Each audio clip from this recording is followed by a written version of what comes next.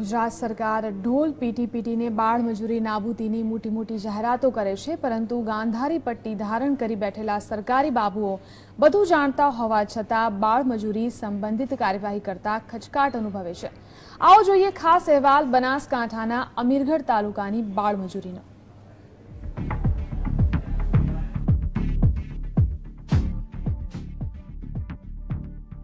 વાત છે બનાસકાંઠાના અમીરગઢ તાલુકાની।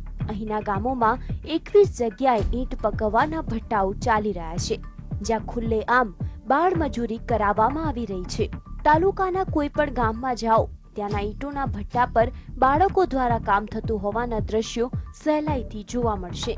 તેમ છતાં સરકારી તંત્ર આંખ આડા કાન કરી બાળ મજૂરી અટકાવવાના સરકારના પ્રયાસો પર પાણી ફેરવી રહ્યા છે।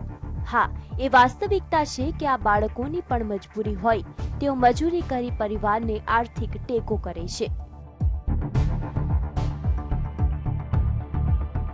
ભટ્ટા પર કોઈ અજાણી વ્યક્તિ આવી ચઢે તો કેટલાક બાળકો તેમને જોઈને સંતાઈ જાય છે। હંમેશા એ વાતનું ધ્યાન રાખે છે કે કોઈ પણ વ્યક્તિ આવા ભટ્ટા પર અચાનક આવી બાળ મજૂરો સામે કાર્યવાહી ન કરે, જેથી ખૂબ જ અંતરિયાળ વિસ્તારોમાં આવા ભટ્ટા પર બાળકો પાસે વેટ કરાવાય છે। અહીં કેટલાક બાળકો સાથે વાત કરવાનો પ્રયાસ જીએસટીવીના સંવાદદાતાએ કર્યો હતો, પણ કેમેરો જોઈને બાળકોએ કામ પડતું મૂકીને ત્યાંથી ભાગવાનો પ્રયત્ન કર્યો હતો।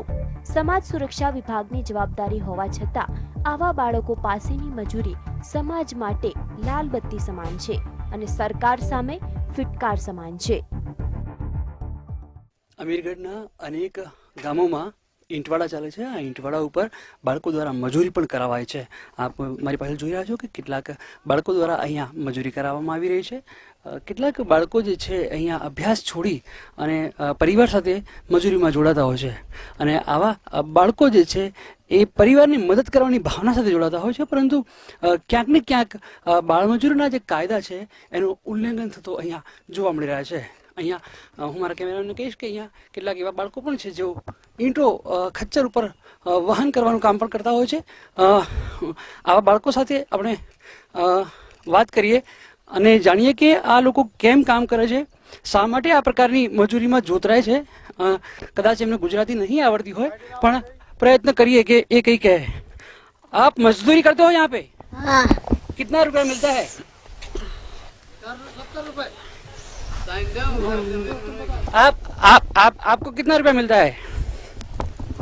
470। 470 रुपए। आपकी उम्र है अभी मजदूरी करने की? नहीं है। तो फिर भी करते हो? क्या करें, पहले चले गए करवे नहीं है। हाँ, कितनी चोरी कितनी डकैती ला रही जाएगी। તો પેટ માટે આ લોકો મજૂરી કરી રહ્યા છે અને પરિવારજનો પણ એમની સાથે છે।